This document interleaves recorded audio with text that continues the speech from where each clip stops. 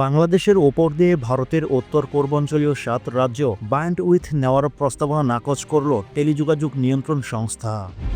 সম্প্রতি এ সিদ্ধান্ত নেওয়া হয়েছে বলে একটি সূত্র জানান। দেশের দুই ইন্টারন্যাশনাল টেরেন্টিয়াল কেবল কোম্পানিটি summit communications, fibre at home এবং ভারতের টেলিকম অপারেটর ভারতী এয়ারটেল সম্মিলিতভাবে এই ব্যান্ডউইথ অবকাঠামো স্থাপনের উদ্যোগ নিয়েছিল আওয়ামী লীগ সরকারের আমলে।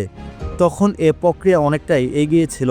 ভারতীয় এয়ারটেল এ বিষয়ে বাংলাদেশের পররাষ্ট্র মন্ত্রণালয়ের কাছে আবেদন করেছিল। পররাষ্ট্র মন্ত্রণালয় এটি টেলিযোগাযোগ বিভাগে পাঠায়। পরে তা বিটিআরসিকে পাঠানো হয়েছিল যাচাই করতে। সূত্র জানায় অনুমোদন প্রক্রিয়া অনেকটা এগিয়ে ছিল। 5ই আগস্ট রাজনৈতিক পট পরিবর্তন না হলে এতদিনে হয়তো ট্রানজিটের অনুমোদন পেয়ে যেত।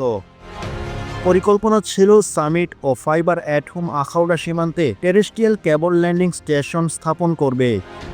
এই টিসিএলএস থেকে ফাইবারের মাধ্যমে কক্সবাজার ও কুয়াকাটা বাংলাদেশ সাবমেরিন কেবল কোম্পানিটির সাবমেরিন কেবল ল্যান্ডিং স্টেশনে সংযোগ দেওয়া হবে, যার মাধ্যমে সেবা সিঙ্গাপুর পর্যন্ত সম্প্রসারিত হবে। টিসিএলএস থেকে ভারতীয় এয়ারটেল উত্তর পূর্বাঞ্চলীয় রাজ্য ত্রিপুরা, মিজোরাম, মণিপুর, অরুণাচল প্রদেশ, আসাম, নাগাল্যান্ড ও মেঘালয়ের দ্রুতগতিতে ইন্টারনেট সেবা দিবে। সংশ্লিষ্টরা বলছে এই ট্রানজিটে বাংলাদেশের তেমন কোনো লাভ নেই, শুধু আওয়ামী লীগ সরকারের সুবিধাভোগী সামিট এবং ফাইবার অ্যাট হোমের কিছু ব্যবসা হতো।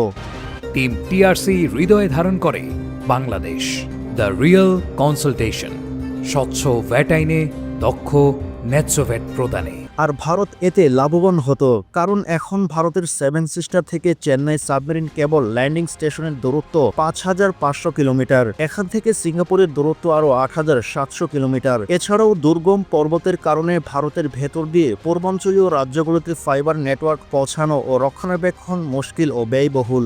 দীর্ঘ দূরত্বের কারণে ট্রেনটির হয়ে 55 মিলিসেকেন্ড, যা সিঙ্গাপুর পর্যন্ত 87 মিলিসেকেন্ড। বাংলাদেশের মধ্য দিয়ে ট্রানজিট পেলে নেটওয়ার্কের দূরত্ব কমে যাবে 3700 কিলোমিটার এবং সিঙ্গাপুর পর্যন্ত ল্যাটেন্সি কমে যাবে 37 মিলিসেকেন্ড।